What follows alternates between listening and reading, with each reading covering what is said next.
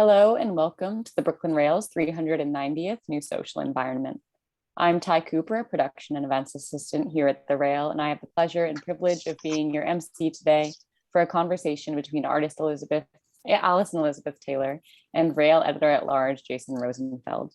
We're thrilled to have the Rail's very own special projects editor Nick Bennett here, who will read to close today's program. A few quick notes before we get started. The Rail team will be helping out with tech if you have any questions. Closed captions are available by pressing the live transcript button at the bottom of the screen. And now we've started all of our events here at the Rail with two important acknowledgements. The first is that here in New York, we are on Lenape-Hoking, the unceded land and waters of the Wappinger, Canarsie, Munsee, and Lenni Lenape people of the Delaware Nation and Shinnecock Indian Nation. The second is an acknowledgement that Black Lives Matter. The heart of both of these acknowledgements is a commitment to the liberation of the oppressed and solidarity for all who struggle for freedom, in recognition that when it comes to liberation, our histories never unfold in isolation, as said by the great Angela Davis. On that note, I encourage you all to check out the chat in just a moment for a living list of resources and actions. And now to introduce today's guest and host. Artist Alison Elizabeth Taylor is known for transforming the historic technique of marquetry or wood inlay into a new form, marquetry hybrid, a novel synthesis of media and process that incorporates inlaid wood, painting, and collaged textures to create a new perspective on painting. Taylor casts a critical and compassionate eye across the breadth of contemporary American experience and pays respect to the innate humanity of her subjects through choice of this extraordinarily demanding medium. In 2022, Taylor will be the subject of a major museum survey exhibition. Organized by the Addison Gallery of American Art in Andover, Massachusetts, this touring exhibition will open at Des Moines Art Center in October 2022 with more than 40 career-spanning works. And Distinguished Chair and Professor of Art History at Marymount Manhattan College, Jason Rosenfeld, has curated the exhibitions John Everett Millay at Tate Britain and the Van Gogh Museum, Pre-Raphaelites, Victorian Avant-Garde at Tate Britain and the National Gallery of Art, Washington, D.C., and River Crossings at Olana and Cedar Grove in New York. He's a senior writer and editor-at-large for the Brooklyn Rail. And Jason, you can take it away now. Thank you so much, Ty. Welcome everyone again to the New Social Environment number 390, creeping closer to 400, amazingly. I'd like to welcome Alison today. Say hi. She's here. Coming to you live from East Williamsburg. I'm coming to you from the West Village, and this has been put together due to a lot of people's hard work. I want to thank from James Cohen Gallery, Jane Cohen and Catherine McCrum and Sarah Stengel, and from the Rail, of course, Ty and Nick Bennett and Fong and the whole team who do this every day except on the weekends. And I've been doing it since March of 2020. Amazingly, pat on the back to everybody. Well done. Today we are privileged to be talking to Alison, who is has a great show up right now. James Cohen. Let me start to share the screen. Images. She's got an Instagram follower. Here's a view of the gallery installation at the back room.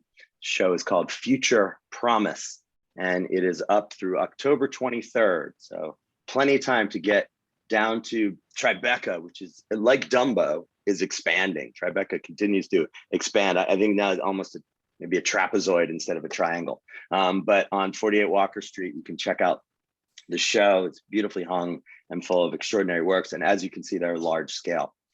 Alison, welcome to the Rail. Thanks for having me. I'm so glad to be here.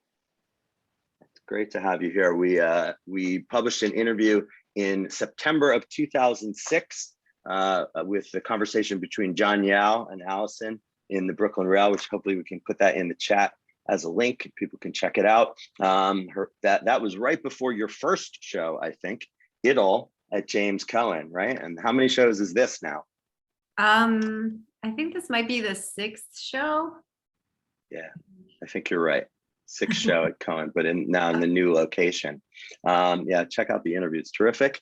Alison got her BFA at the Art Center College of Design in Pasadena, California, having been born in Selma, Alabama, and then ricocheted to Las Vegas, Nevada, where she largely grew up.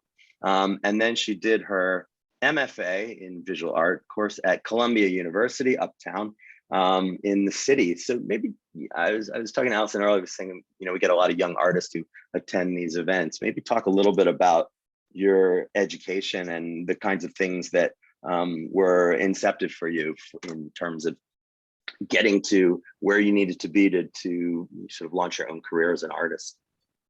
Maybe at Columbia. What was it like at Columbia in the late 1990s? Yeah, I started there in 2000. Sorry, mid 2000s. Sorry. Yeah, it was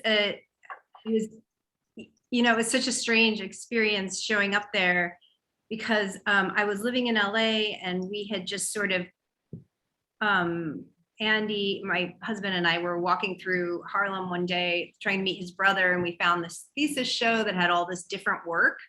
And Andy's like, hey, you should apply there. Maybe you could get in, because there wasn't like a definite school to this, or type of work that was being shown. Whereas in LA, it felt more like the schools had a definite aesthetic. So I ended up going there, and at that time it was very like really different artists. We were all in the same year. It was great. I mean, the students that were there were just, on their way to becoming like really great artists, like Mika Rottenberg and Lars Fisk and Francesca Di Matteo and Daniel Lefcourt. And there were just so many great people there, Fay Ray. And so it was at the same time though, it was a very intense environment because a lot of people in grad school were starting to show in galleries. And when I got there, I was not really well versed. I wasn't comfortable with like the white cube. I hadn't been going to galleries in LA really. I'd been more into sort of like alternative or lowbrow spaces, indie comics, zines, things like that. But I was making paintings or, sort of making paintings.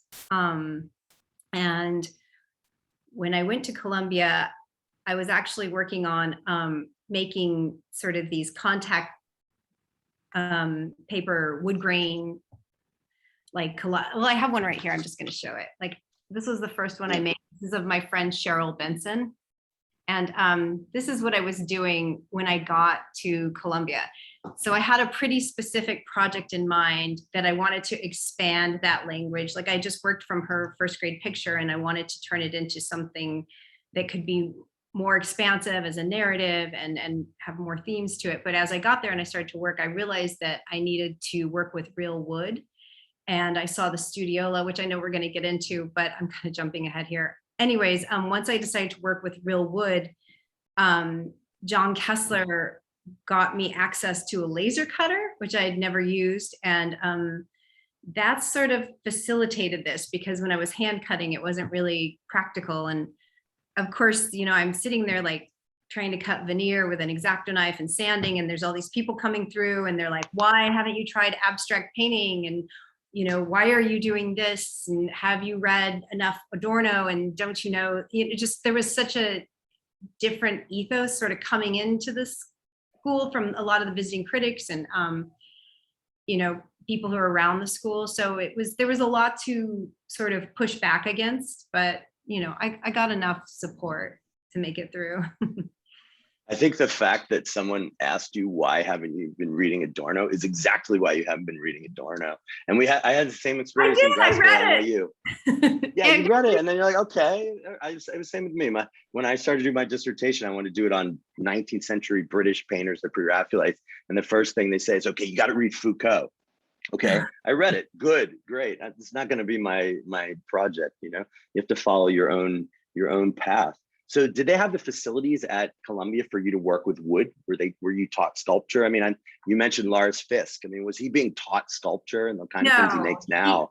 No, he knew what he was doing. I mean, he knew what he was doing. A lot of the technical stuff, people came in pretty developed, but it's funny you mentioned that about like, just one more note about like what to read in grad school. Dana Hoey suggested that I read Lost Illusions, Balzac, and that actually that launched me on to reading sort of all of, you know, Zola, Flaubert, Maupassant, like all of those, you know, great 19th century Parisian literature. And I felt like in a way that was just as important to read, to have read, you know, as the other stuff. But sorry, back to your card carrying. Yeah. Go ahead. The facilities were very, they were kind of minimal, you know. Yeah, so I really was sort of learning things from the internet or hobby books or just like trial and error. And were you going around the city sourcing materials? At that time, oddly enough, like a lot of places were leaving New York that sold veneer. They were moving to Florida and upstate, and there's not, it's very hard to buy it locally. But Mark Dion, actually, he came and visited my studio, and he knew about a guy or a company downtown that had like a ton of veneer. So I went down there and I got this huge stack, and I like carried it back on the subway, which was crazy. And that was like my first 2 years worth of veneer. Amazing. Which is like, that's the thing. Yeah. You kind of find a strange place that sells this stuff. They're going out of business. Like all those essays by, I don't know if you, Ian Fraser from the New Yorker, right? All these essays about downtown and the curious shops that you could go to get every kind of thing. And I guess it's available in New York, but it's not what people were working with at Columbia in the traditional studios. So you had an epiphany at the Metropolitan Museum of Art, as many of us do. I had one 2 weeks ago when I saw the Medici show and saw those Bronzinos, which are just outrageous. And here, the Studiolo from the Ducal Palace in Gubbio, commissioned by the great Federico da Montefeltro, the one-eyed patron of Piero and other artists. And this interior, all made of wood from the 1470s, which is, you know, a lot of people just walk right by it and don't even poke their heads in. Big mistake. And then it's, you know, kind of inspired you a little bit, I guess. And then just to show people some of your early work here from 2006. So you graduate Columbia in 2005. First shows at James Cohen in 2006, which is pretty good within a year. And these kinds of works. And I have to say, as someone who grew up in a finished basement with wood paneling, they resonate heavily with me. My dad, I think, is on the Zoom. He did it all himself somehow. And these kinds of interiors are really located, in my mind, in the 70s and 80s and the world of Stranger Things. But talk a little bit about how you sort of launched into this kind of imagery in 2006. Sure. I mean, I think I was really still, you know, very influenced by having grown up out west and spent most of, I mean, by the time I entered grad school, I think I was like 31. So it was kind of, I was a little older, but I was sort of processing it all. So it's not really like, it's a lot of it's like drawn from memory or, you know, sort of recombined into this thing I'm remembering. Like Jumbo's is named after this strip club that was in LA that, you know, was sort of this like hipster strip club.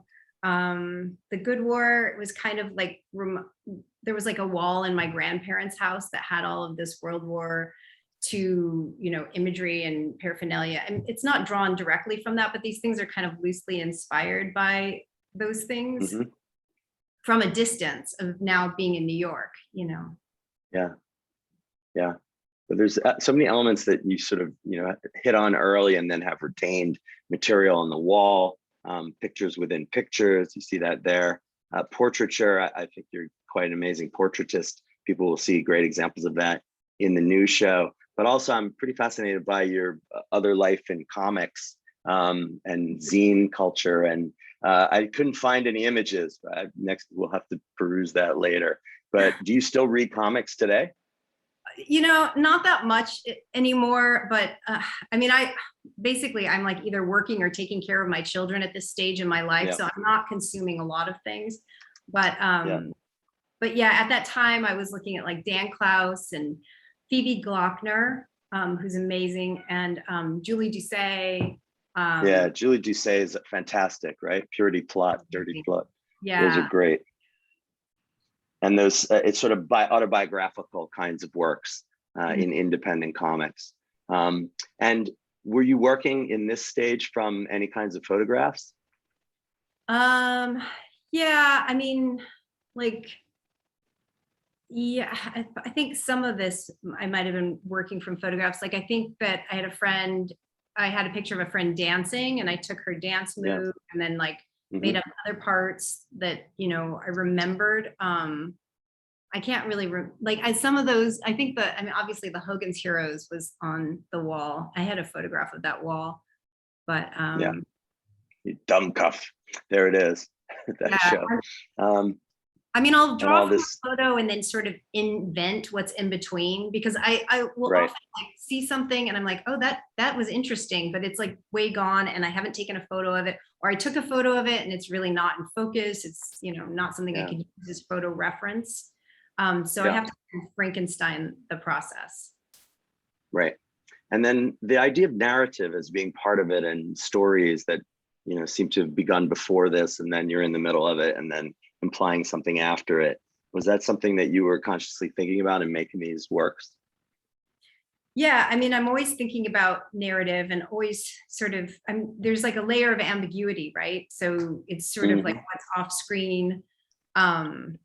I mean, it's interesting for me because a lot of times people will come and tell me what's happening or what it means. And I think that's interesting because it, you know, is revealing either what they, you know, about them or me unintentionally. But yeah, it's sort of like a moment of something. So you can fill it in or you can take it in a few different directions. Yeah, the Victorians had a name for it. They were called problem pictures. And they were paintings that they weren't based on Balzac or George Eliot. They weren't based on literature. So you couldn't hook yourself to a character and understand it, but there was a setting and a mise en scène and people. And then it was almost like a contest to figure out the story or to give the best story for it. But that openness towards the audience, I think, is something that, you know, be continuing with in these kinds of works. And then in works like Era of Argus, which is set in the out of doors with this extraordinary peacock on the right, and the title refers or has one reference to mythology, the 100-eyed Argus, this beast from ancient mythology, which is picked up in the peacock feathers. This is a large scale work, right? So is this pretty large for, pretty big for how you're working in this period? Yeah, it's probably like 46 by like 74, something like that. Yeah, big. Yeah. And did you ever work at this scale before you started working with the wood? You know, I made a couple really large paintings either while I was at Art Center or afterwards, and then I left them. I used to live on the corner of Hollywood and Sunset, and sometimes I would just take my old paintings. It's such a busy intersection. I'd put them down on the corner to see, like, if, you know, if someone would take them or how fast they would disappear. Right. But like, they were, you know, some of them, I mean, they were always like in smaller panels. So not, you know, I mean, this is larger for the most part, but I did a few large things. Okay. I want to talk a little bit about technique when we get to the more recent work, and maybe people just could keep this in your mind when we're looking at it, because there's a vast gulf between what Alison was doing in her early works in 2006, 2007, 2008, and what she's up to now. The intricacy, I would say, has increased, you know, tenfold, just visually, it seems to me. But you're certainly learning here, I would guess, the types of woods. And what kind of particular woods were you after in this period? Well, this particular piece was really, I had a very interesting thing happen. I had this sort of really greenish looking Australian walnut, which I don't think it would, anyways, I used it as the background of the peacock feathers, and I put it down because it's very literal, thinking of the most greenish wood I had. And then I realized it didn't do it at all, that it's not matching a color that makes sense. It's like matching the brilliance of what it's depicting. So then I used this really brilliant like redwood burl, and I got closer to what I was trying to depict, which was an interesting thing to experience, that it's not always a likeness, you know, it's like an equivalency between like visual brilliance that will make something more reminiscent of what it's depicting. And how do you think about it in terms of, say, brushwork, you know, facture, these kinds of things, you know, the idea of the difference between say, the fini of neoclassicism, like Jacques-Louis David, French tradition, that smoothness, the licked surface, where there's visually no brushwork.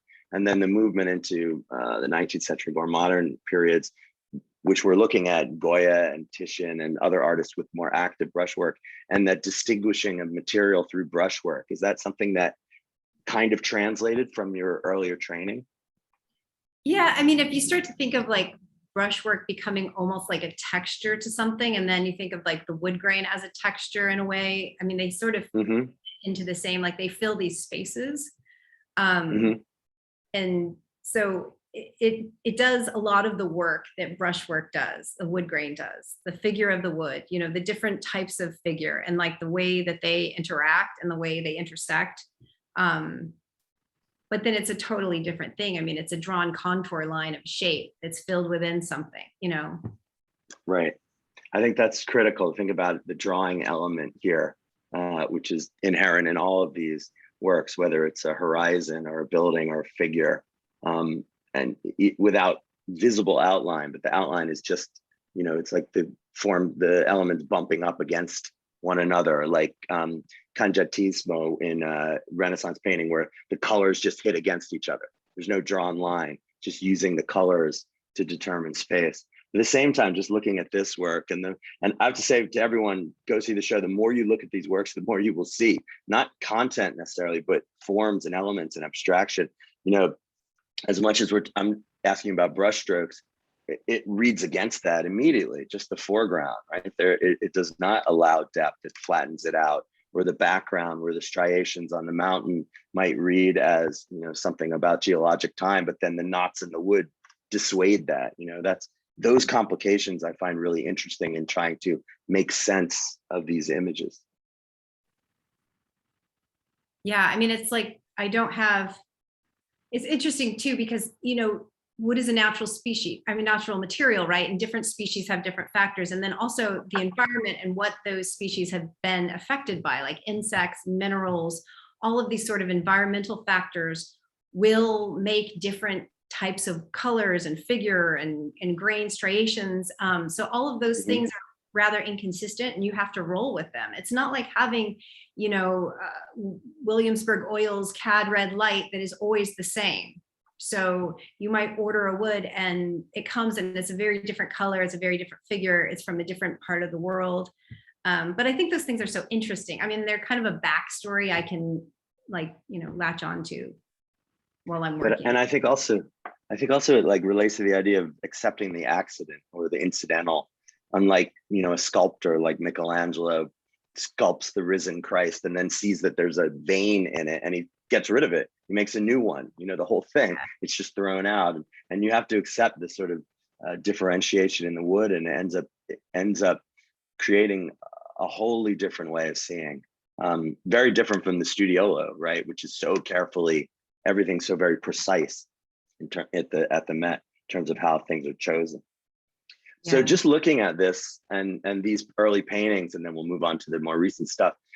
I was thinking, as myself, someone who grew up in Pennsylvania, Philadelphia, never went to the West until I was older in college. And my conception of it was from film and Hollywood movies, these kinds of things. And I was trying to think of maybe movies that related to it. The idea of pictures like Bogdanovich's The Last Picture Show from 1971, or we talked about Bob Raffleson's 5 Easy Pieces from 1970, these kinds of very spare images of life, and it tended to be sort of working class or on the margins life of people in the West, in the general sense, west of the Mississippi, in this country. And just to show you a few more pictures along the top by Alison, and then one movie that she had brought up, which is Alice Doesn't Live Here Anymore, with Ellen Burstyn and Chris Christopherson by Marty Scorsese, which is from 1974. And G.E. Schwartz in the quote in the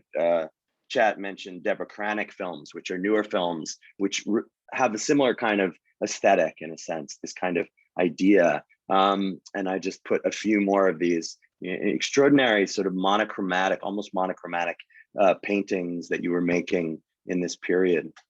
What struck you about anything about film at this time. I mean, you coming out of comics, which is kind of sequential imagery, but picking single images, right? Which I find really interesting.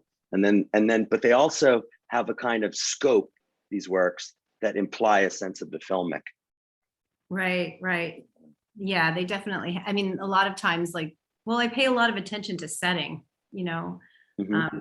But I love the still that you put there, the Joe and Gems. Like, I just want to steal that right away. Like, It's something great, about, right? it's almost on a grid, the Yeah, different elements of the building, and then there's that lone yeah, figure. It's yeah. such a And her alienation is so cut out there, and you know, that green dress was such a motif in the film. You see it in the poster on the left. yeah, yeah. But the west of the imagination for people like me, and the west of your experience, you know, it's quite interesting. It comes out in your work. Yeah, it's I know that, I mean, coming here and like, you know, starting to look at the Hudson River Valley school painters, and then looking at just sort of, you know, all of that landscape painting, Beardstadt, Moran, like that sort of made the West into this sublime and magnificent thing that it is. It helped me to see the West, but before I came here, I really found the desert oppressive. Growing up there, it seemed very small and closed, and like now I see it very differently. But I think some of that might be still like reflected in these.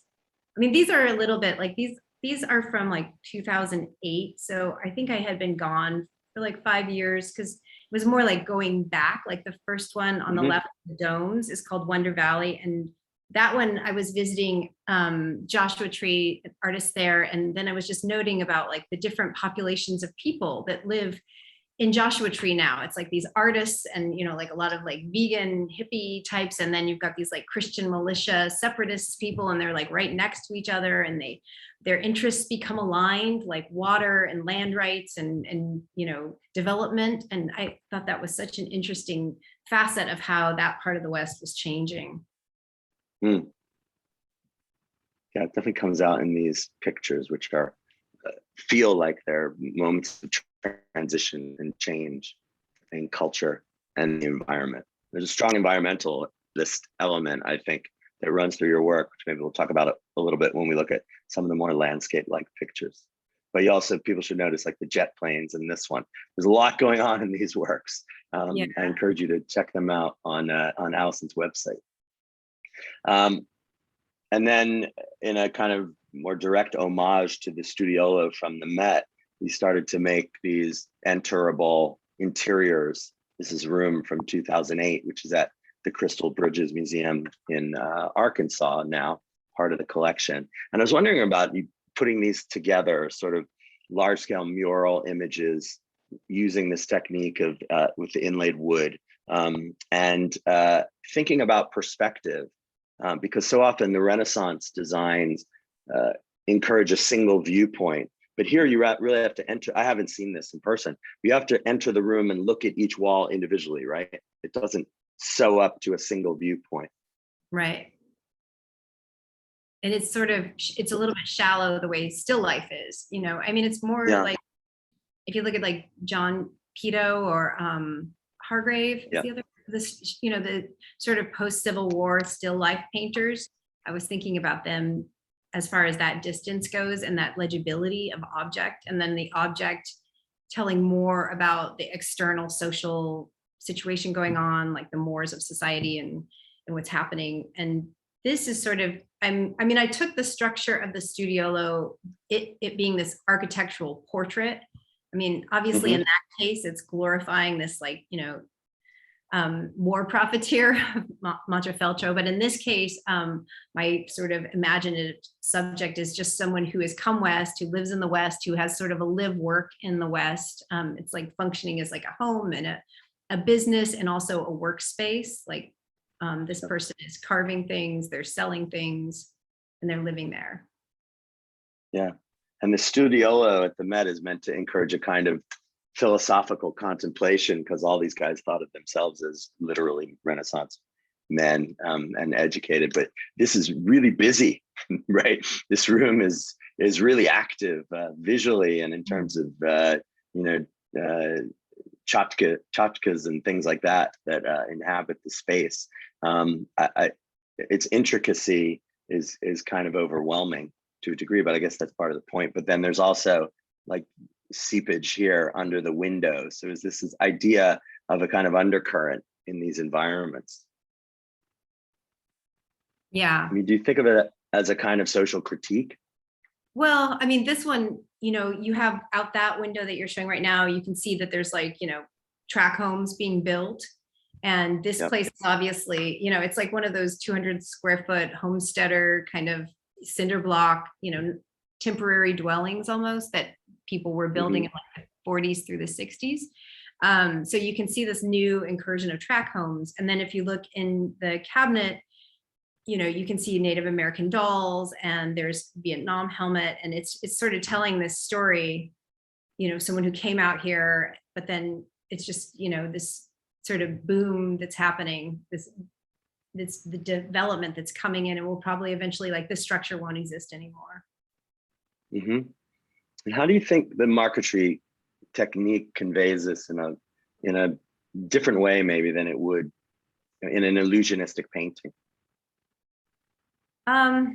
It's a good question, because I'm always sort of wondering, what's the difference? And of course there's tons of difference, but then in a way I'm using it, in a way to depict things, to depict space. And the fact that everything becomes kind of flat, even though it's, got perspective, and it becomes kind of graphic, and it kind of slows you down. I mean, we think of marquetry and it's kind of for memorializing or, sort of decorating something that's meant to be historic, and, or something that's meant to be important, as far as like the way it was deployed, when like popes and kings and queens were using it, it was meant to have permanence. So I feel like that's something, and I mean, I'm not saying painting wasn't either, but just that sort of history from the decorative arts. I'm just deploying that. I mean, I'm kind of using that seriousness of permanence, and then also the beauty of the materials, to be like, look at these very everyday objects. What do they mean? Why are they here? Yeah. And the material itself, the marquetry, the wood, I was thinking about, again, the Medici show at the Met, the tradition in Florence of Pietro Dore, these great workshop in Florence where they made tables and tableaus using stones, precious stones that they then polished, which have a similar kind of feeling in terms of collaging materials. But of course, that's very high-end materials, right? And something like this feels like, there's a deep aesthetic quality to it, but the materials themselves don't seem, you read against that in a sense. When you talk about how intarsia and marquetry was something which was associated with the very wealthy when it was made in the 15th century and on, and something like this seems much more down to earth, literally. Yeah, I brought it down. No, it's, I mean, I know what you're talking about. That show, you saw the show, the Pietro Dore show at the Met. What was that, like? Yeah. I don't know, years ago? 10 years ago, probably. Amazing thing. That was amazing. I mean, I've been wanting to do Pietro Dore ever since. It's just like, it's less accessible. It's a much harder material to work with, obviously. I mean, wood is hard enough, but marble or stone, I guess it's like, it ups the ante. But yeah, I mean, I have deployed, the funny thing that you say is that a lot of these woods are like rosewoods and burls, and they're actually very expensive, like exotic woods, or, very sort of high-end domestic veneers. But I have kind of made them look banal and everyday. Okay, that's interesting, because I don't know, right? I mean, it's a bit like, using gold leaf, which is not to say it doesn't cost as much as gold. You can use it in large areas of paintings, and icon painters still do. But I feel like that idea that comes out of 19th century realism, the artist needs to paint in a way that represents the class of the people that he or she is painting, whether it's Courbet or Millet or other artists. And there's something about the kind of materials, even if in truth they are expensive, that connects with the settings that you're making. I mean, that idea that G.E. Schwartz wrote, that's so close to the lives of your subjects, and that connection is really strong.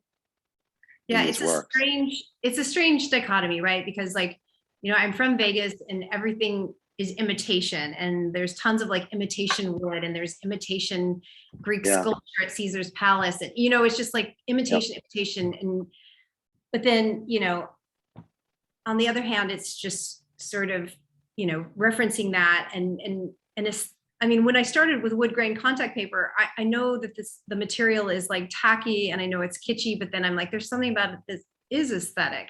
Like things that are low grade can have strange aesthetic qualities.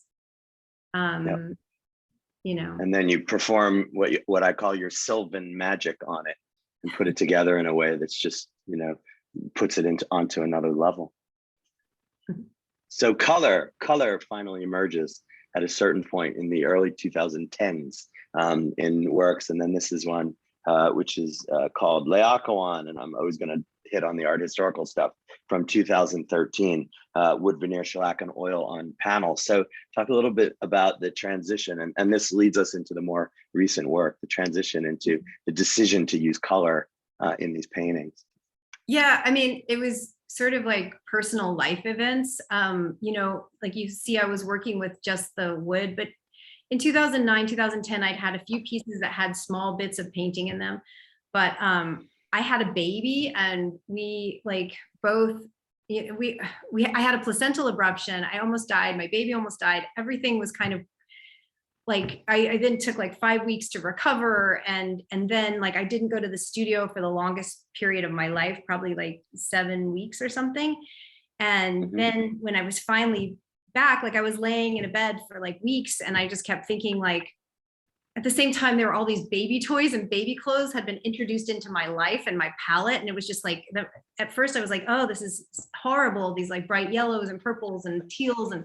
But the whole thing was like working on me. It was working on me. And at the same time, I wasn't traveling, and I was looking at these plane trees and medians in Brooklyn. And they were like this glorious thing. Like when they're wet, they just like glisten, and all of this stuff sort of combined. And when I finally got to go back into the studio, I was like, I need to start painting again. And I need to start using art supplies again. It wasn't like I wanted to make a painting, but I wanted to use art supplies, and I wanted to use color, and I wanted to bring it back in. And so I decided to limit my subject to nature. And at the same time, I had been like reading Emerson before this period, and I was thinking a lot about sort of absorbing into nature. And it's just a way of dealing with anxiety and fear, and also escaping the city. So when I went back into the studio, I started to make these works. For a while, I just had a limited subject, which was these plane trees in Brooklyn, and then I started to paint color, and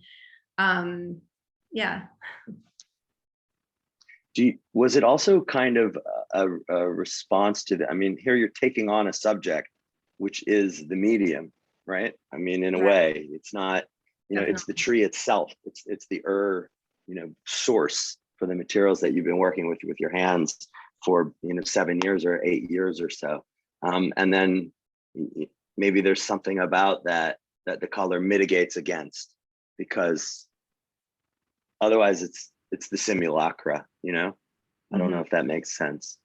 I read an essay by Micah Pollock in a catalog from 2015, where she's talking about the Hudson River School painters and Thomas Cole and Frederick Edwin Church and sunsets. I don't see it that much in this, I have to say, in these tree paintings. They feel more to me like, maybe I've seen Hooked on film, but they feel more like Technicolor kind of backdrops and these grandiose films, whether it's the end of Gone with the Wind or other sort of epic movies in CinemaScope, with these sort of endless distant vistas where you have color, and you see it in, here's two more from the same period, these dramatic sort of skies. And the one at the lower left, the one at the left, Transparent Eye, has a little lens glare there in that painting, these sort of dots that you see down here in the picture. And then the way the trees are almost, they feel like subjects in a photographer's studio, which I feel is good, because you're not trying to do transcription, right? It's not natural. No, I mean, that was the thing, is that I could never embrace, I mean, at that time, the way I felt at that time, I don't think that's true anymore, but I really couldn't I wasn't interested in landscape painting because I didn't understand the point of trying to be mimetic about like the landscape and try, like, how could a painting ever compare with a real experience? So, but at the same time, I wanted to paint the landscape, but I didn't want to paint the landscape because I felt like it would be a false activity that would fall short and it wouldn't be something that would be satisfying. But I had, as I was like recovering in Brooklyn, I had like all these like digital photos. I had a digital camera and it wasn't very good. It wasn't very like, accurate. But I had taken pictures of sunsets when I was out in Vegas because I'd been spending like a month out west every year in Vegas and California. And so, those sunsets, they just happen. They like descend upon you and you're just completely enveloped by them. Whereas out here, like, it's much harder. You have to like ride your bike to Bushwick Inlet and then you have to wait for it. And there's 1,000 people around. It's just not the same experience. But so I think that it's kind of like mediated through a digital camera, right? It's mediated through this like crappy technology. And then I would see something like a lens flare and I'd be like, oh, I'm just gonna really like sort of tease that out and make it even more of the element in the painting. Yeah. I think it works really well in this, and it's something that also makes me think of P.T. Anderson and other directors who use it for emotional effect, and you can see it in these paintings, which are these kind of portraits of stalwart trees. It goes back to Romanticism, blasted trees that stand hard against the wind, and it's a little bit of a sense as well in layaquan, the sort of indomitable spirit. Even though, as in the sculpture on the right from the Hellenistic period, things are going to go badly for this guy and his two sons. But this feels like your sort of Baroque moment when you're sort of breaking through and doing these works which embrace a different kind of abstraction and color. So let's move to Roosevelt Island, as we do, to the marvelous new facility there designed by Morphosis, which is the Emma and Georgina Bloomberg Center. Cornell Tech, $100 million, and you'll get a building named after you. Bam, the Bloomberg family, part of the Cornell Tech campus on Roosevelt Island, which I encourage everyone to visit with planting by field operations, and really beautiful. And inside there is a room that Alison has done called Reclamation 2014 to 17. Not accessible, right? People can't just stroll up there and see it. I think it's hard not yet, at least. Yeah, hard to get into. But I want people to. I want it to be accessible.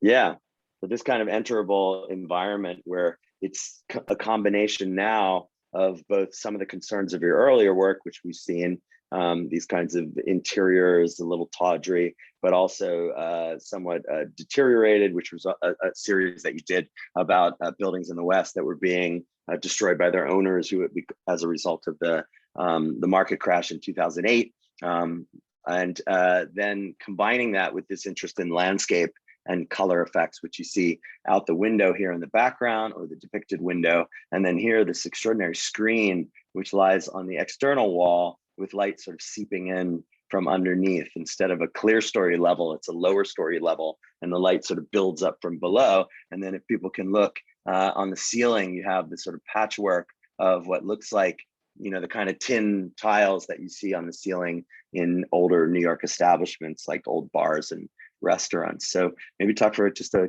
minute or two about this project. Sure. Just to begin with this project, everybody knows the smallpox hospital, right? That's like the one thing about Roosevelt Island. If you don't know anything else, or you haven't been there, is you've seen this like illuminated at night. And I thought that history of New York City using its islands for, institutional purposes, like, as like in the case of Roosevelt Island, it was Blackwell's Island, it was Welfare Island, like it had been used for prisons, for mental health, for all these sorts of social problems that just get relegated to islands. So to begin the research process, I studied Roosevelt Island. I visited North Brother Island, which is another place that New York City had sort of housed like typhoid victims. And I visited the New York Colony Poor Farm in Staten Island. And a lot of these places I kind of snuck into. And looked at the ruin and documented the ruin. And then I came back to this site, which the building wasn't built. So I drew from the trees that were on the site. And then I also drew from trees in other places too, but I tried to start with those particular trees because there were quite a few on the site. And then I combined it into thinking about like these, you know, this aspect of ruin and history on the island, and then sort of nature always overtaking like all of this human endeavor, it being sort of relentless.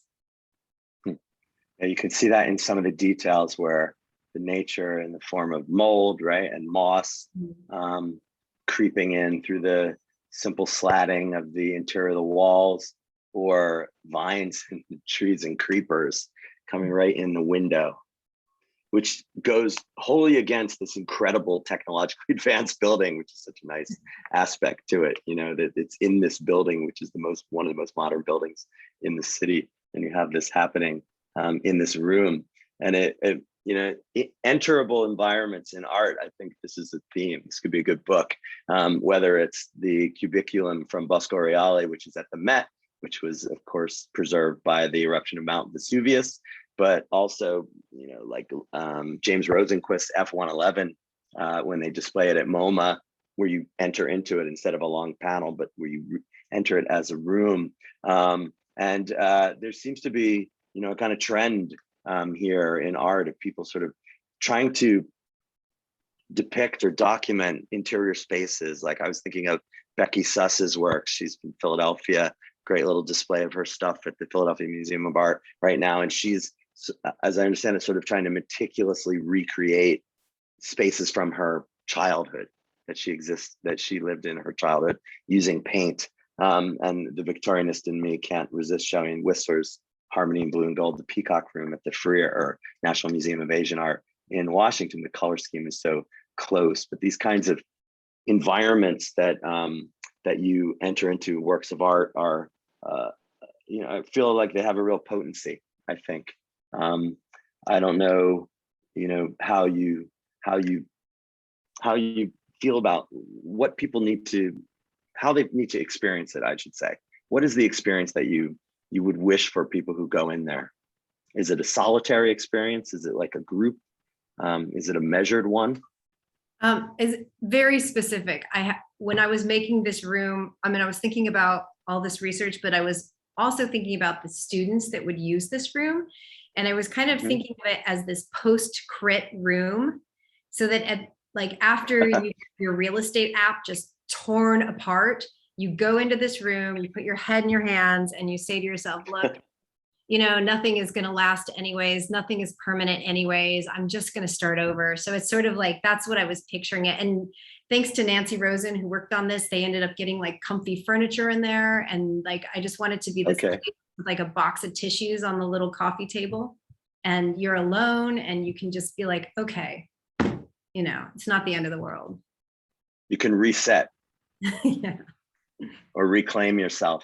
Yeah, so it's a little, we need to see it furnished really, because otherwise in this view, you know, it sort of looks like it's a museum object, you know, something displayed. But that explains the fixtures, right? Because it's meant to be used. It's meant to be inhabited on the ceiling.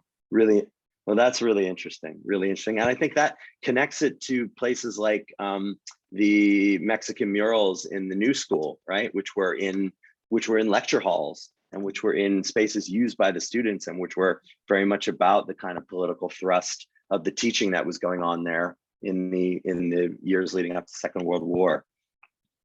All right, let's see if we can get in there, or somehow get in there. Two more works that I feel are kind of transitional, moving into her new style. The Cosmopolitan on the left, 2016, and then a self-portrait here, the sum of it, from 2017, which is just awesome, and it's treatment of surfaces and forms, and now this sort of full integration of both color and also there's photography in these, right, Alison?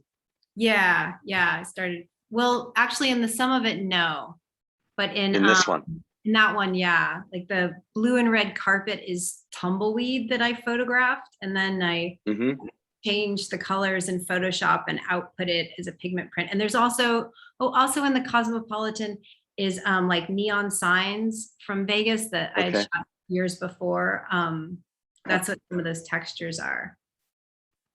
But So yeah, some of these photographs, like lots of photographs that you've made of light bulbs in Vegas that you use in water, you tend to use it in when you're depicting water. You know, how does that then read along with the wood grain, which you're still using? yeah, it has a strange connection because it's super different material. I mean, it's like rusting Mhm. and corroded metal and glass. But Yeah. once the paint begins to corrode, it again makes like a texture, and then it can interface with the textures of the wood. And then it became, I mean, once I started to put these three elements together, I realized like I'm not making marquetry anymore. I'm making like a marquetry hybrid because Right. using the wood, but I'm also using these other things. And then they all have to be on the same surface, and they have to be able to, you know, have a conversation, and like they can't just be like yelling at each other. So I kind of had to go through like an R&D process of how to make that happen Hmm. with different materials. Hmm. And you say the same surface, so these are flat. Yeah. Yeah. These works are flat. And also I have to point out the connection between artists like Manet and 19th century scenes of leisure and occupations and women at work, and working class leisure in bars and dance halls like this one from the National Gallery in London. So we could talk forever about technique, but there's also a different kind of subject that's emerging here, that's partly to do with something literally more cosmopolitan, like you see as the title here, meaning it's about the city, the urban New York, tinged with Vegas through the collaging that you're using of photographs, but also using color, and then you know, sense of movement and flow, which is conveyed so well in the new stuff. You can't go wrong with Manet. Right. I was thinking of the painting of the Folie Bergère when I was making this, because I mean, these are like dealers, roulette dealers at the hotel, the Cosmopolitan, which also shows fine art in Vegas, which is, I mean, Vegas didn't, you know, it had an art museum for a short period of time when Dave Hickey was in residence, and Libby Lumpkin, they were like building up that museum, and then it was shuttered in 2009. So it's this history of fine art in Las Vegas. It's like stops and it starts, and it's never consistent. Like there's not an art museum there, even though there's like well over 1 million people. But I was also thinking about like what are, you know, looking at that work from the 19th century from Paris, and thinking what are modern day concert halls, and also thinking about prostitution. You know, Las Vegas, everyone thinks it's legal. It's actually not legal in Las Vegas, but it's sort of peppered throughout your existence. Like every, you know, always like an aunt or someone, or, you know, just people get, it seems to me like the way that it exists in a lot of those paintings is the way it exists in life in Vegas in some ways. Although the sort of fluidity of lived sex workers and all these occupations. Right. And you know, also just like the insistence, like, well, now they have female dealers, but the female dealers are dressed like cocktailers, and you know, what's that about? Like, I don't know. Right. Yeah, no, it's good. It's potent because Manet was really obsessed by that, the transactional nature of both what was going on in the bars and what people were drinking, and then the women who were on some level available to the men, which you definitely see in the bar, the Folie Bergère. One last work, and then we'll look at the new show, just to give a sense of the exquisite landscapes that you've been producing more recently. Slot Canyon here from 2018, which is a combination. I haven't seen this one in person, but it looks like it's the marquetry, but it's also photography again, and then painting in the background. Right. And is this a view that you shot yourself, or just sort of? Well, I went to Grand Staircase, Escalante National Monument, after Trump declared them no longer national monuments, because I wanted to see what was going on, and I'd never hiked these areas. I've been to Southern Utah a ton, but this particular national monument I hadn't been to. So I went and hiked it for a week, and I did sketching and took photos. And this is sort of based on, I mean, it's kind of it's like an amalgamation of a few different slot canyons. There are tons in this area. But I drew from some photos, and I also took these texture studies of the rocks while I was there. which is what the photographic material you can tell is kind of collaged in there, because I thought it would be important to have something from the site as far as the collage material. Mm. And this has proved a kind of important composition for you, it seems, because it crops up a couple times in the new show. So everyone keep this image in your mind when you start looking at the new things. So the new exhibition on 48 on Walker Street includes this extraordinary painting, Rockshox, where you see this, what I just think is an amazingly confident sort of new style and compilation of different materials and forms with a more sort of organized sense of design. Maybe that's one way to think about it. Rockshox. So maybe talk to us a little bit about what we're looking at here, and then I'll show some details. I was just thinking about like the little, rock shops that you see all over southern Utah, where they're selling like finished geodes and fossils and these carved sandstone arches, and they're kind of like the kind of thing where you can be a tourist and go do a day hike, and then you can buy something and bring it home with you from the site. But they're also like displayed kind of, like artworks, they're on pedestals, and or they have like a sense of gravity to their display. And then just sort of also thinking about the beauty of natural materials and employing them as like a medium, and trying to sort of harness that beauty and use it to your own narrative ends.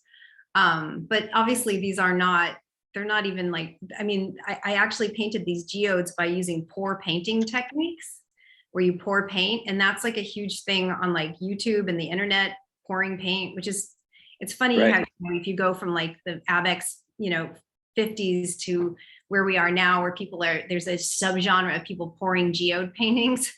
I always think that toggling between like the high and the low, and the like, sort of like what's out there, the hobbyist and fine art, it's just endlessly interesting to me, going between those two spaces.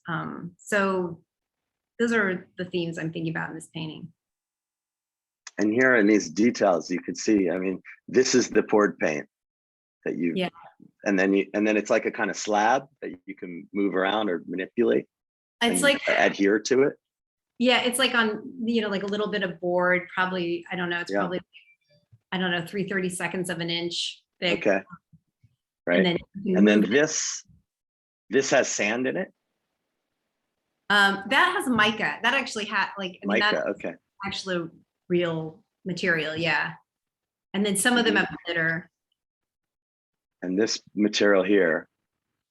So that's like paper that I combed paint on and like built up a few different layers, kind of, so reminiscent of fabric or burlappy fabric. Yeah.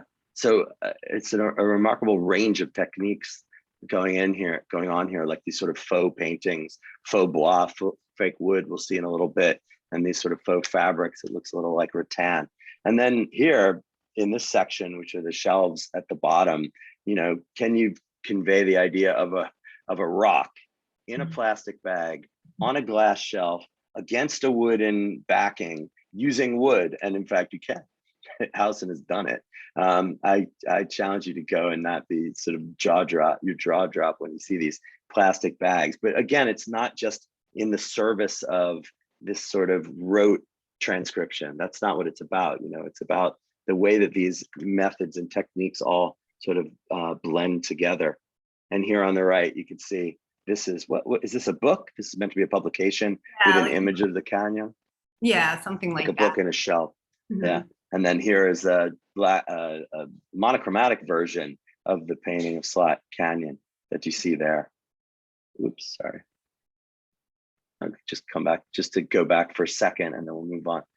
So, and then in the background beyond, you have this panoramic view of the exterior, or it's a fake, or it's a, a kind of just a reproduction there on the wall. It's really hard to tell. This is an endlessly fascinating work. And I think the way you talk about it in terms of the different techniques that you're using, some of which are very far from the realm of what is taught at Yale and Columbia, is something that lends its truth, in a sense, in this way. And that's something that was in the chat. People were actually chatting about Dave Hickey and the idea of truth in these kinds of depictions, even if you're using these sort of low materials. This, I think, is the masterpiece of the show, but maybe that's just me, but it grips you when you first walk in. On Thinking Thoughts Are Feelings from 2020. On Thinking Thoughts Are Feeling. It's a large scale work which employs a number of the different techniques that we have been talking about. It also is different from a lot of the other works that we're looking at because it doesn't employ a sort of frontal perspective. It's on an angle, so the complications are multiplied, and at the same time, it's a deeply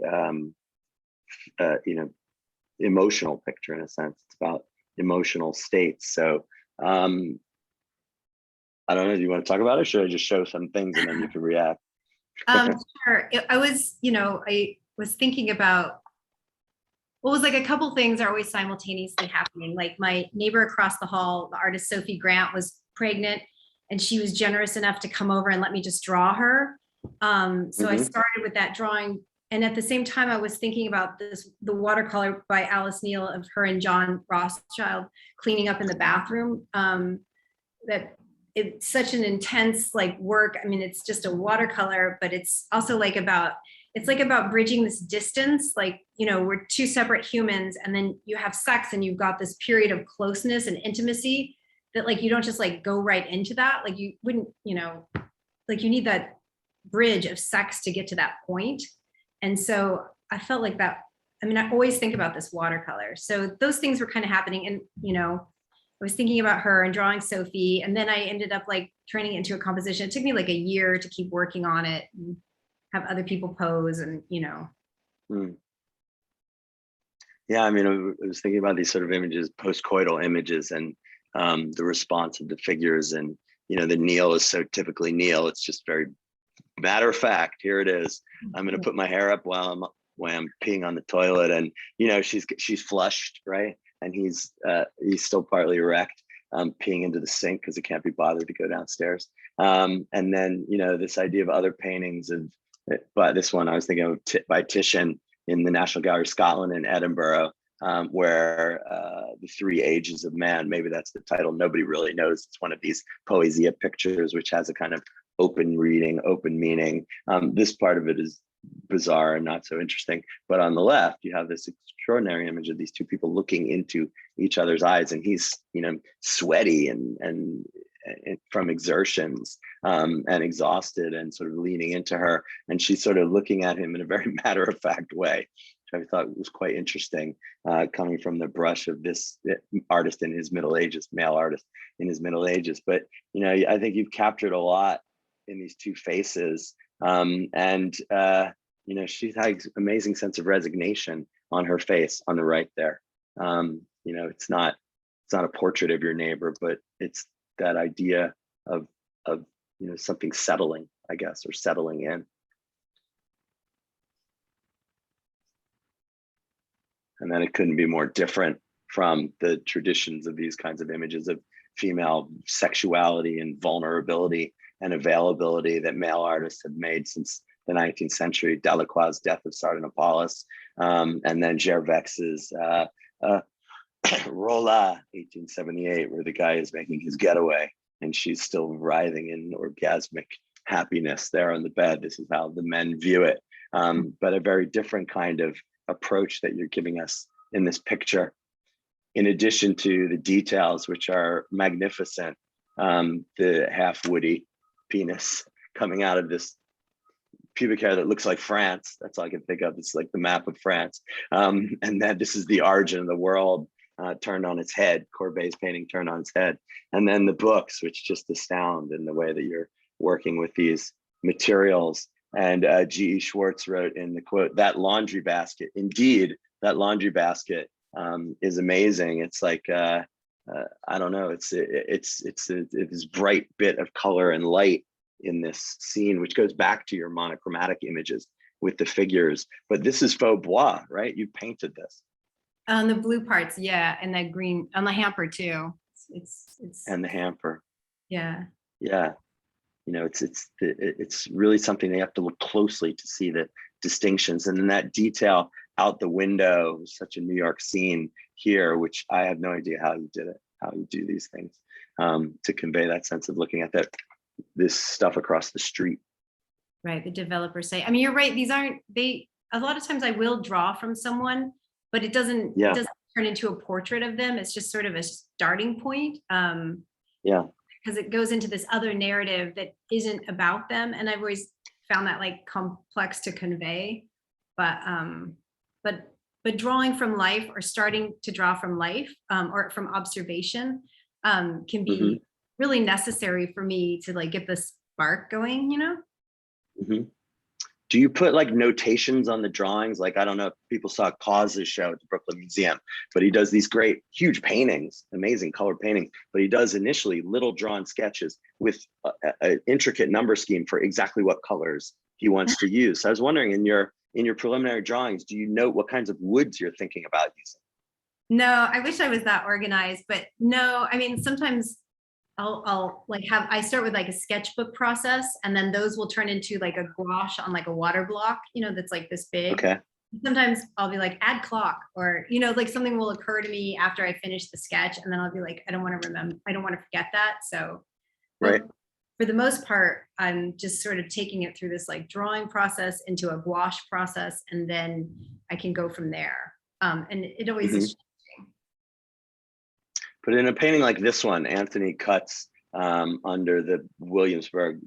How do you pronounce that? Williamsburg Bridge. Just, my titles are always too long, so I'm just trying to shorten it. No, they're great. Mad at me. They're great. The W Berg. Yeah. 2021. This is a recent one in COVID. And this idea of like all the hairdressers going outside and cutting hair on the street or wherever, where it's safer. No, it's so just, that they don't transmit. It's just Anthony Payne. This one actually is a portrait. I know this is confusing. I'm like, I don't make portraits, but I've made a direct portrait of Anthony Payne is his name. And he was a stylist in like high-end salons. They were shuttered. And so he decided that he was going to go onto his front stoop and like, or the sidewalk in front of his apartment and cut hair. And then as soon as he got set up, it started to rain.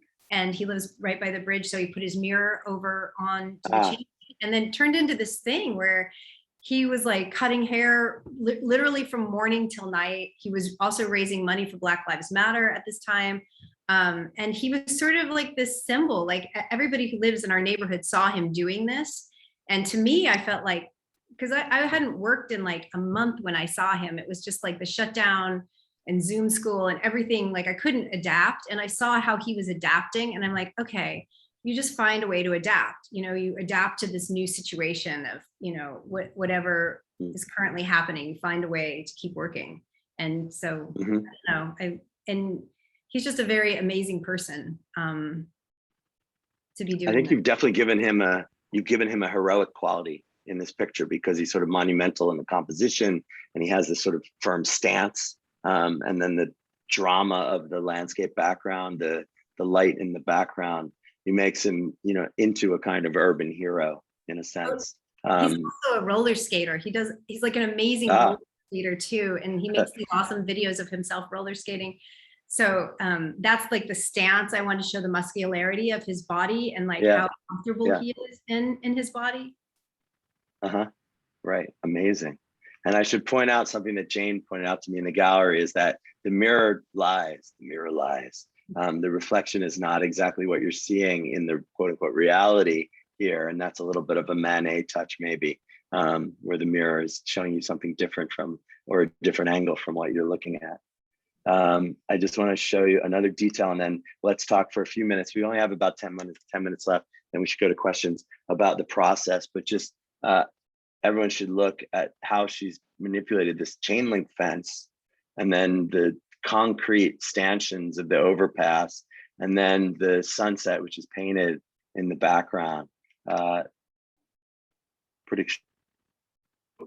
Alison gave me a couple pictures from the studio to give us all a sense of how this works. So if you don't do notations of what woods to use, then this is it. This is your source pile. This is how it works. Go ahead, talk to us a little bit about this. I mean, occasionally I'll be like, oh, I got to use that one wood, but then it almost never fits the shape. It'll end up being like, I don't know, it's just so rarely. So I spread everything all over the floor and it becomes like impossible to walk. And, but then I'm like looking at everything at once. It's like draped over tables. And then I can kind of figure out like what's going to fit where. Like you can see like the figures of the wood are so different. And there's like little moments that are so perfect in certain situations. And then it won't be the right size. And I have to find a way to like fake some in so it fits the shape that I want it to. And it's, it's a process. And I think the wood is organic, yes, but also when you're doing portraits of people and skin, I'm thinking Byron Kim's project of doing, every different color skin that he depicts of all his friends. The wood lends itself to that. It can really convey different kind of pigmentation and I think you use that really brilliantly in these pictures. Here's the next step. So what's going on here? So after I like cut everything, and most of it I laser cut, some of it I hand cut, and then I put it all together, and then I have to tape it together with this veneer tape. And then I need to laminate it to a board. And you'll see in the next photo. Here on the right. Then I have to sand it. And at that point, all the tape has to be scraped off. And then it has to dry out. And then I have to glue it to a panel. I use like balsa and rails, and I make it into a panel at that point to make it stable. And then I finish sand it. And then my husband, Andy, comes in and he rubs shellac on it. Because his dad made him work on antique boats when he was a child. So he's good at that. And then, and does that bring out the colors, brings the colors back out? Oh yeah, raw wood looks very different than finished wood, and different finishes, different color tones. And then at that point I can start to paint or collage or do whatever onto the surface. Right. So the paint, which reads as background, is not actually. The paint is actually put on as a later step. Well, actually not all the time. Again, like some of it I scrape paint into it and I put it through the process, and I'll make like sacrificial clear coats on top that I can, can be removed with a sander so I can get the right sheen, but not lose the paint layer. And sometimes I want the wood grain to show through, so I want to use a transparent paint. Like you see in some of them, there's wood grain. So it's just like I have to add enough that I can sand enough, but not too much, for those parts. Like her pants went through the process, the graffiti went through the process, and like his shirt, I pour painted and then put it through the process. But then the sky I mask the inlay and I paint that on later. It's oil paint, done like probably 2 or 3 layers. I go back and heighten it. Wow. Yeah, I mean, I want people to think now back to those early works that we were looking at from 2006, and the level of intricacy that's going on in these works is so magnified. As the technique and the process has changed, I would say, so much. Just a few more works and then we'll go to questions. This one, Statuary Inc., which is from 2021, sort of leads off the show. That idea of just looking on the street at a business, and it seems to be a kind of response to COVID and the effect on small businesses, and the imperiling these sort of mom and pop shops, which we all treasure in our individual neighborhoods. We were thinking of works by Martin Wong from the 1980s, like Clothes, where he did all these shop fronts in a sort of, moment of great economic peril in the city, where he was sort of documenting these environments that he lived in with a very precise eye. And in Alison's work, you can see that it entices you to go into depth into the scene and through the door. This is, a real kind of illusionism in this work. And then you're confronted by all of these religious icons, religious sculptures. There's a shop near you? Yeah, it's on the way to the studio. So it was like, the walk I would do back and forth. And yeah, I was thinking about, I wasn't seeing any art, but I was like thinking about Martin Wong and that show at the Bronx Museum, like constantly, because it was like overnight, this neighborhood got covered in graffiti. And it just started to feel like that Lower East Side, I don't, you know, just it had a lot of that feeling. Maybe I never noticed it before. And I mean, and most of it was shuttered too. So it was like, this place was sort of like illuminated and backlit, and you know, it would just sort of speak to me. And also I moved during the pandemic and I got everything out of storage, and I had these weird little like Catholic tchotchkes I'd gotten when I was 8. And like, you know, the little like plastic pieta, and my children were like, what are those? Those go in a museum. Why do you have those? And oh, that kind of blew my mind, that like, that's their experience of those things, is that they should, you know, it's interesting. But yeah, and thinking about like the wholesaler, you know, you need the priest to be able to speak to God. It's sort of like the same system. Like this, you'll see the sign that the sign on the door says that we don't sell to individuals. Although I know individuals who have bought, like the artist Deborah Brown has gone and bought stuff from this place. So I don't know what the story is. Maybe they're only somewhat a wholesaler. But anyways, I was just thinking about all these different parallels and you know. Yeah, that's great. And here's Night at the PS here 2020, which is a kind of combination of I don't know, people are drinking beer at the public school and watching some performance, which reminds me of Eyes Wide Shut. It's such a bizarro scene. It's magnificent. And it is filled with wonderful portraiture throughout. Even the backs of heads are expressive through the use of this marquetry material. And then all these figures on the stage, which you are using the grain here to make a kind of perspective. Things like the floriated dress and the beer bottles. It's a tour de force. Just look at this head there from the left side of the picture. Is this something that came from a found photograph, or is this something that you experienced? Well, I am a New York City public school parent, so I go to like 5-6 performances a school year. There's a lot of performances. But at the same time, I found this slide from the 70s that my grandmother had taken, like a kid's performance, and all the grownups are drinking beer. And I often wish I was drinking beer, but at these performances, but I, you know, the thing is, like, New York City is the most segregated school system in the country, I think. And we're in one of the most diverse cities. And some of the only times that like we come together are like these school performances or you know, in a public school setting. And I kind of just was thinking about all these things while I was working on this piece. And I was working on it when the shutdown happened, and which made it all the more poignant. It was like on the table, and, you know, it was missing the school and, you know, missing drop off and all of that. You know, I just feel very grateful to be part of this community, to have my kids in the school, and, you know, all the struggles and challenges of these schools. You know, I don't know, we really like need to come together. And that's what I was thinking when I made the piece. Let's get back there, we hope, and the talent shows will resume. The PS talent shows will resume. This is the work that leads off the show, and it's, I think, one of the most complicated, although it's smaller than the rest of them. We Don't Mean You. And it's a compendium of the kinds of things we've been talking about in terms of material, but it adds a little bit of a layer here. If you look at the top left corner, you can see that there's some of this pasted imagery of these lights, some old lights, it looks like degraded light fixture, which is stuck on there. And then here I took the shot from the side of this section at the top, and you can see that there is a little bit of relief going on here. So what is the wrinkle in this work?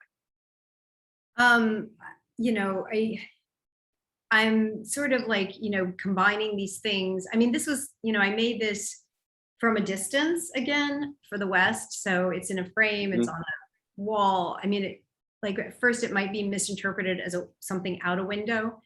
And I did want to make a big piece with a landscape out a window, but I actually wasn't able to go back out there. I wanted to go and do some hiking around St. George and make this piece, but I didn't get to, so I made this instead.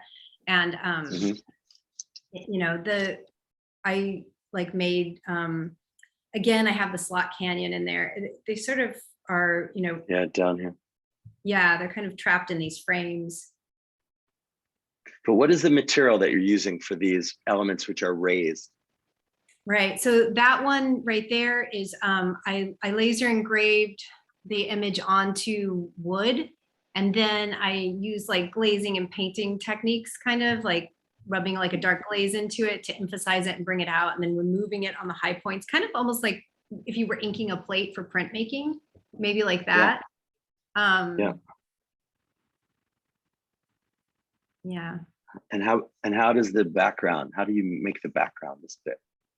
Oh, the wallpaper. Yeah, so that's sort of just, I mean, it's inlaid. It's sort of like, I mean, at this point, I feel like you can really tell that I want to do Pietra Dure. Like, yeah, it's clear. Like color and form. And it also has like more, it like feels like it's kind of like scuffed and modeled the way stone could be, like old stone or old wallpaper, or and it's sort of inset against itself and then repeating. Yeah. I mean, works like this, I feel, are complicated and complex, and they call to mind a whole history of, decoration in America and ideas of environment in a way that the larger pieces from earlier did it on the scale of a room or a mural. And here you're sort of focusing in and using your new techniques to convey this in a really vivid way. With these repeating patterns and repeating works, your own works seen in a kind of reproduction, and then a little jaunty cactus there at the bottom sticking up from the bottom. So is it good enough? I mean, is making a painting the equivalent of taking a hike? I think that's a great question. If you can't go on a hike, make a painting. I mean, that's what Tom Noskowski used to do, right? Tom Noskowski, his show of his last painting, so he's up right now at Pace. And he went hiking every day, and once in a while it resulted in a painting. Or if he couldn't go out, he'd make a painting. Terrific. All right, the last work I'll show you here is, and then we'll move to questions, is this magnificent large-scale piece, which relates to some of the paintings that we saw from Reclamation on Roosevelt Island. You see it here, and it's called Meet You There, which is I think a beautiful title.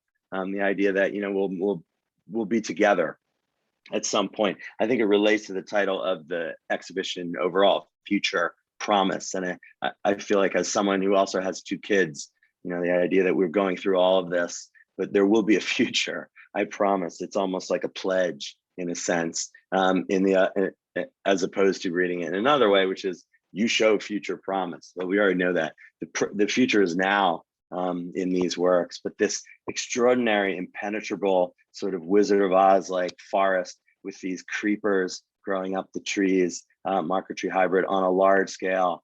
Meet you there. Like we're gonna get through it. And Alison sent me a photo of this work in process. So this is a showstopper. This piece. Here's just a detail of what's going on in there. So that idea of working the simulacra of the actual, and then this is painted, right, Alison? These sections, some of these are painted. Those actually are all. Oh, okay. The only thing painted That's on that piece is the sky. It's just the sky in the background. That's it. Huh. Yeah. That's extraordinary. Yeah. So I'll leave it at that. Thank you so much for the conversation today. I feel like we're just kind of getting started discussing these things, and the work is so potent and there's so much to talk about. And it's so beautifully sort of looks back at what you have done in the past and then thinks resolutely about your present situation in New York. So thank you so much. Thank you so much. Thanks, Jason, for this conversation, and the Rail, and Nick and Ty and everybody. I appreciate it. Thank you so much. I turn it over to Alison. Ty. Thank you, Jason. It was so lovely to hear you both talking together today. I was really having a great time looking through all those slides and hearing you discuss. We are now going to move right into our Q&A. Our first question is going to come from Susan Harris. Susan, you should be able to unmute to ask your question now. Hi, Alison and Jason. Alison, that was really a great conversation. And I loved seeing those shots of, the in-process stages. That was exciting. But I was wondering that as you have expanded your whole visual language with paint and photography, and you're becoming so incredibly wizardry. So what does, marquetry, which is sort of the common denominator, mean to you today? I mean, as I said in the chat, that it feels more resonant because of the pressing nature of the global ecological crisis compared to when you started out. Not that it wasn't pressing then, but it is, on our frontal lobes every day, every moment. And but so as a process and as a fundamental component of your practice, how does it live today versus in the past, and what role will it have in the future? Right. Will I ever make a piece without any wood in it? I don't know. That's not a challenge. It's just a question. No, it's something but I mean, it's funny because you talk about like early on when I started doing this and I first like ordered my first bit of wood, off the internet, and I found this company that uses, like the FSE, like Forest Security Council standards, and then like found out about what veneers would be endangered and what weren't. And I had some that a friend had given me, Afrormosia, and then I found out that it was endangered. He'd had it for a long time, but I realized that I had to be very cognizant of like what woods are in that position, and it's always shifting, right? And now it's getting worse. And when I started out, I remember I got some veneer. I think I told you about this, the Brazilian rosewood that had been at the edge of a field where they had clear cut for development. And the wood had soaked up the soot of like the neighboring burned trees. And, it was really interesting and beautiful. But that story, like I still have like, I have barely been able to use it because it's just the story is so profound and troubling, and now it's like 15 years later, and I'm sure the situation is much worse in a lot of ways. And, at this point, I think that, I mean, maybe learning about biodiversity, learning about how many different species there are, it's almost too late though at this point to be like, here's a primer on how many different trees there are all over the world, and they grow in these different situations, when that's beginning to narrow. I don't, and it's not like, I don't know. I don't know how that works. I don't know how, if anyone, people in a fine art audience typically are already, cognizant of what we need to do, or like, they vote the way that we need to vote, they recycle, they compost, so I don't know that I could like send this message out. Like I really need to like have these works in like red states, and then I would need like a little schematic, where it says like what woods are what, and then the history, and I don't know, something like that. Sorry, I'm kind of rambling at this point, but that's what you made me think of. Yeah. Well, it's interesting to think of what it can say to an audience, whether or not you have a primer or you just display the work itself. And that, does it mean something different today than it did in 2006? Mm-hmm. Yeah. I mean, like, think about how New York City kind of narrows. I mean, like, if you don't take care of trees in New York City, it narrows down to like a few species, like the plane trees that survive in the medians and in Brooklyn for decades. But, it's just like pigeons and squirrels of the tree world, Yeah. I don't know. I mean, the plane trees are more beautiful than the pigeons and squirrels, so that's not really a fair comparison, but you. Right. Thank you so much, Susan, for that question. And thank you, Allison, for answering. I'm so glad we're bringing up the Brooklyn trees. I feel so strongly about them. We are going to go next to a question from G.E. Schwartz. G.E., you have the mic now. Thank you. I'm glad we talked about film influences and books and things. I also was thinking, by the way, with some of the earlier pieces with books, maybe even Harry Crews, because it edges on that. But I was thinking more about music and maybe music influences. And I don't know why, but earlier on, especially with a couple of pieces of some of the more character pieces, and also the workplace with the track housing in the background, I kept thinking of things like Neutral Milk Hotel and things like that. Was wondering if anything like that is ever an influence, or if you even listen to music when you're creating, or how that works. Thank you. Oh yeah, definitely. Neutral Milk Hotel has been on during most of the works I've made in my life. Yeah, that definitely. It's funny. How did you pick up on that? I mean, I have vibes about it, and I listen to a lot of it myself. So, it's already there. And a lot of times when I experiencing, contemporary works of art, I almost feel like I want to hear the music that was made. I want to hear more about the environment, the context that was created in, and stuff like that. And and that writing, especially his characters, which I also think is kind of like Faulkner and also like Harry Crews and things like that, are seem to be so much a part of that, at least that one section of work that we're working on. So it just, there it was, Yeah, it's funny. That makes me think of one of the tree paintings that was shown is called "No Side to Fall In," and it's that song by the Raincoats where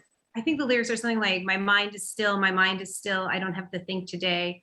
Because like thinking so much about, going into nature, like thinking about the Emersonian sort of being absorbed into nature, and then like thinking about the transparent eyeball where you disappear, you're just observing. And also like those ideas, like, I mean, back to the idea of like, nature sort of absorbing you and anxiety being let go. I don't know. I felt like those lyrics encapsulate what I want to have happen with the tree paintings in my life.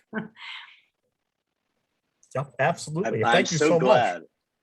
I'm so glad it's taken 20, I think this is my 20th maybe, New Social Environment, and finally Neutral Milk Hotel has appeared in the conversation.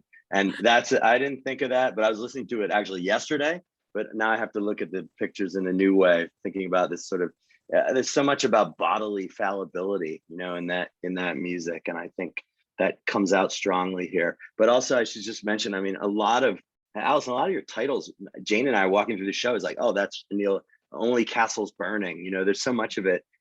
There's musical references in it. And Cecily Brown, who I've worked with, people know, uses musical titles for her songs, but they're just random. They have nothing to do with the actual image, right? But I think the depth here, your titles, they may be often long, but they have resonance. So stick with it. And the musical connection is strong. Thank you, G. Thank you so much, GE, and thank you, Alison and Jason. I was really, really enjoying the fact that Neutral Milk Hotel showed up in this conversation. I wanted to, we have a few more questions. Alison, I wanted to make sure that that's all right with you. Sure. Okay, lovely. Okay, so we are going to go next to a question from my lovely colleague, Malvika. Malvika, you can unmute now. Thank you, Ty. GE, not surprised at all that you have the the broadest and deepest musical expertise of all. But Jason, I can't believe we've been hanging out for a year on Zoom and I just found out you're cool. That's incredible. Alison, thank you so much for this talk. I really can't wait to see your show. It's so interesting. Because in this series we do this every day, so I feel like one day we'll move from talking about really formal abstract painting, and then today it feels like we all are together. We have our arms really deep in the shellac, we're just really deep materiality, and that's also kind of what it feels like to listen to you talk and story tell. So it's really lovely. I wanted to ask you a question about travel and kind of the influence of landscape on your work and then also on your career and your life.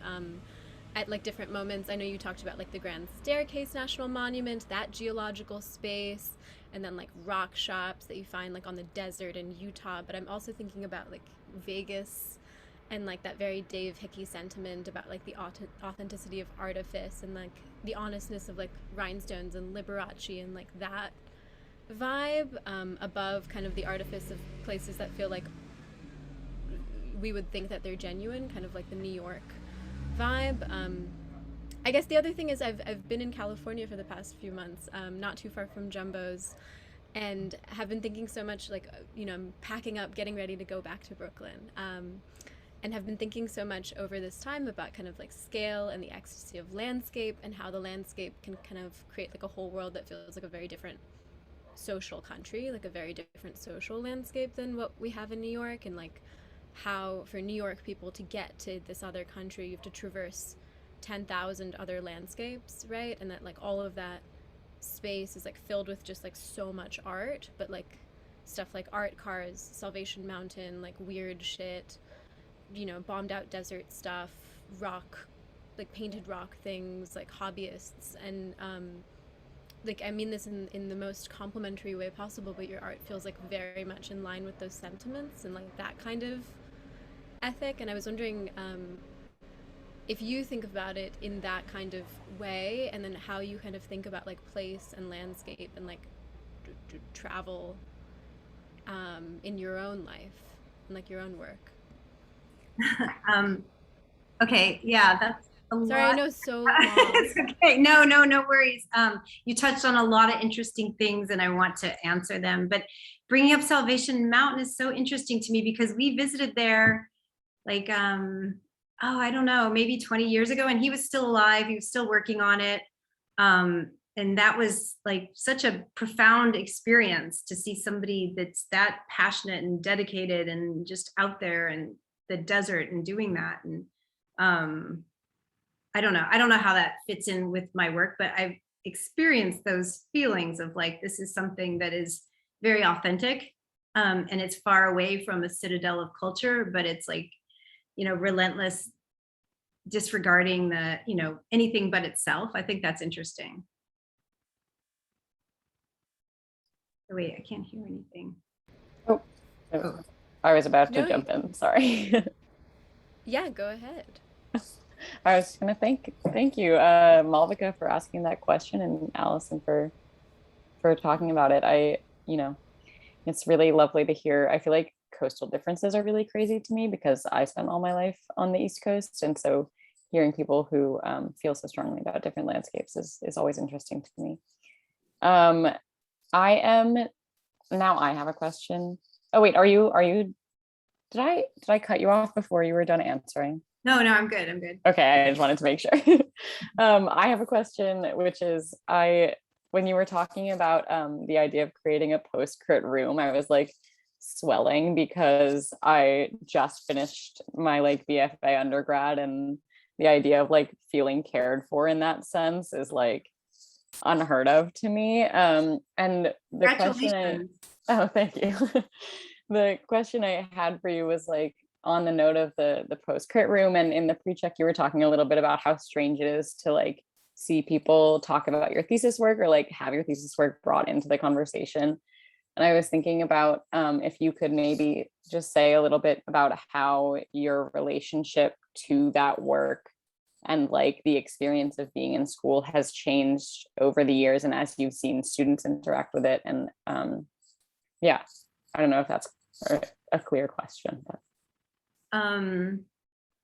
The crits in school are really difficult to get through, but if they don't shake stuff loose, like if things don't get shook loose and you're still interested in them, then that's significant, and you have to trust in that. If people are telling you not to do something and you want to do it anyways, you need to listen to that, because there's all different reasons that people might feel like you should not do what you're doing.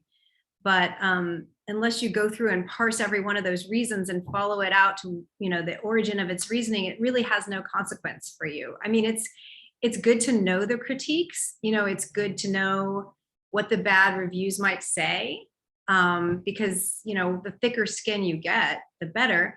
And then also like, it is good to question yourself and always, it's weird because like as artists, we don't work with editors, like the way writers work with editors. And I feel like that's a process that we could benefit from maybe sometimes. I mean, it can get confusing, the group crits and stuff, but, having like a group of peers that can give you feedback, I think that's so important. It's so important, like to just, sort of stay in touch with people from school that you had at least a little bit of commonality with. Like, you don't have to be best friends and perfectly matched, in your interests. Like there just has to be a little bit of something. And then, that kind of stuff I think can keep you going.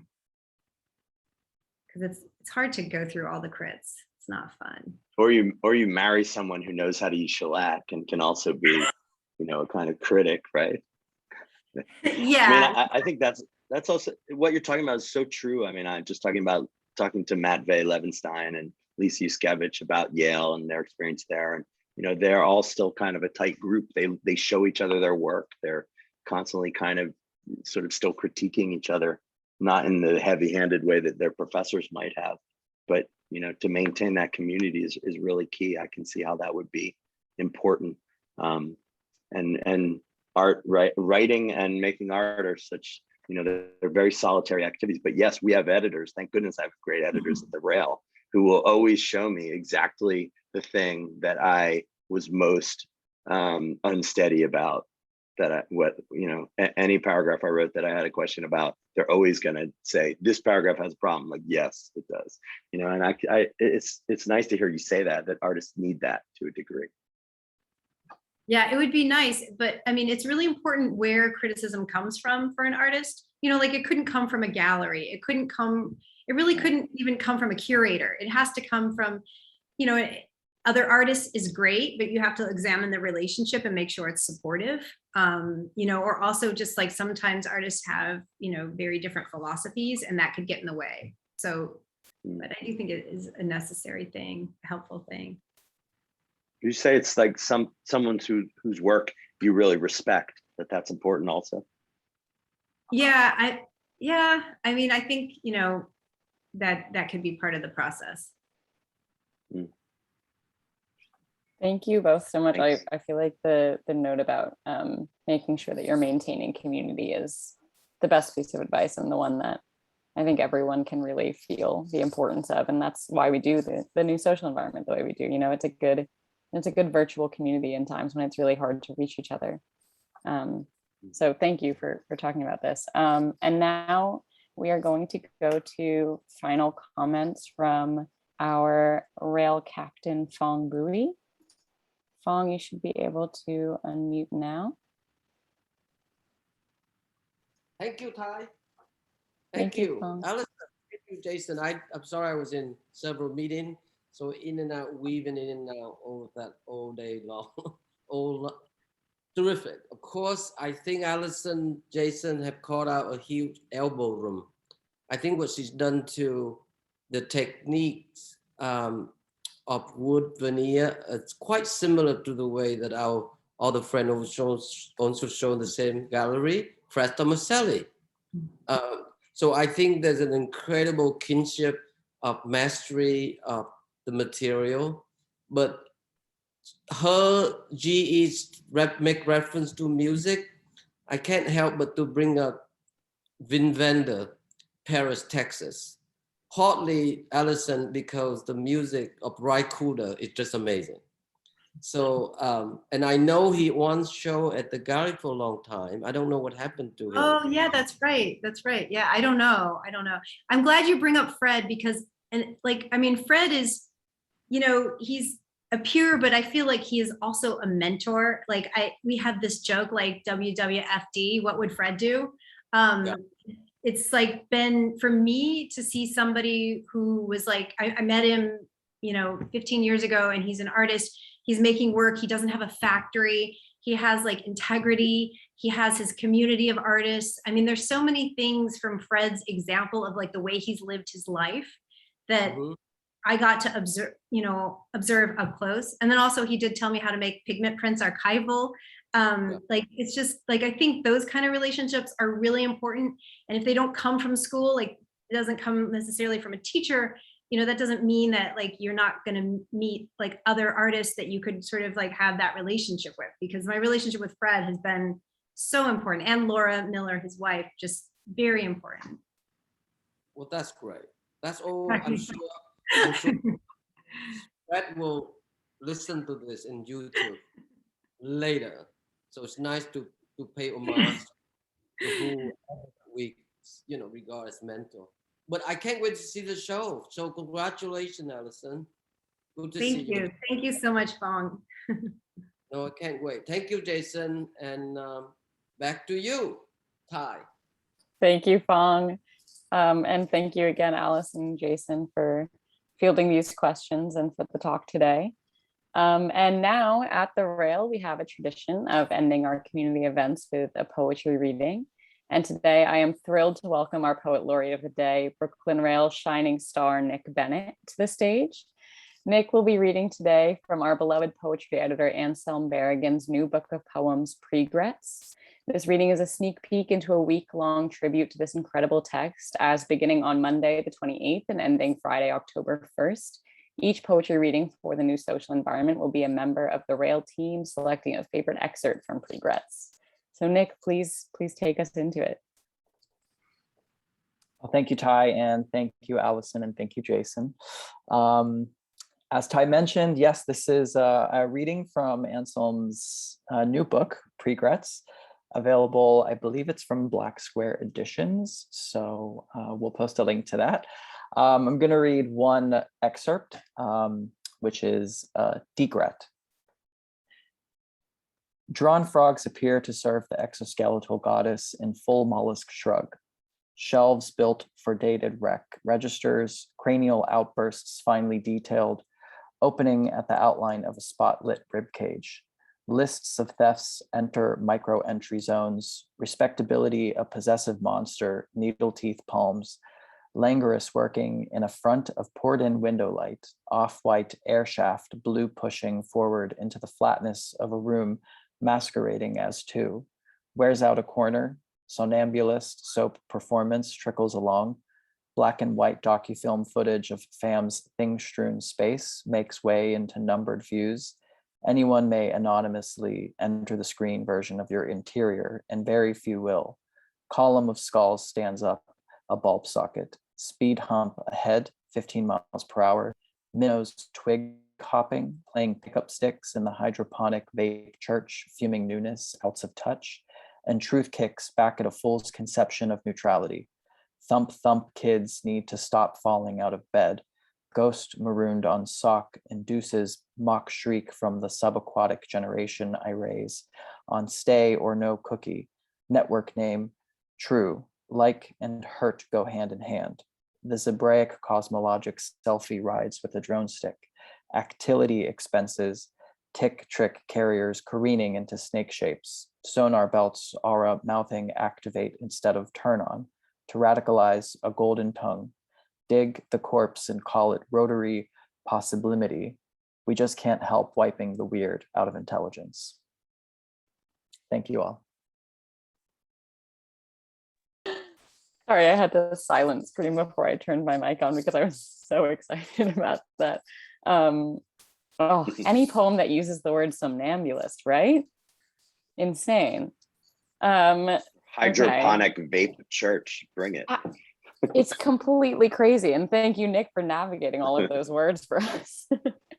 You did amazingly. And thank you again, Allison and Jason, for today's conversation, and Allison for sharing your work with us. It really has been so much fun to hear you both. And thank you all who tuned in today and for your questions and ponderings in the chat and your Neutral Milk Hotel references. As always, we will share the recording of today's program on our YouTube archive, so it'll be available in a day or two if you want to revisit the conversation. And we at The Rail do this every single weekday, so please join us again tomorrow for another incredible installment of our Radical Poetry series, this time curated by the lovely Bernardo Wade, featuring poetry read by Ross Gay and others. Ross Gay, just because he's a personal favorite. And now you can all turn on your microphones to say goodbye as you leave. Thank you Thanks, so much, Allison. Allison. Thank you. Thanks, Jason. Thank you, Jason. Thank you. Thanks, everyone. Thank you, Nick, for your Thank reading. you, everybody. Bye, Jason. Thank you, Good show. Jason. Very good, Allison. Thanks, my parents. My parents always show up. Hello. Live Hello, from Jason's South Hadley, parents. Massachusetts. Thank you, You Rosenfeld. got to come see the show. You got to come down and see the show. Great show. Yes, thank Yeah, you. great job, Al. I look forward to stopping by the gallery. Thank you so much.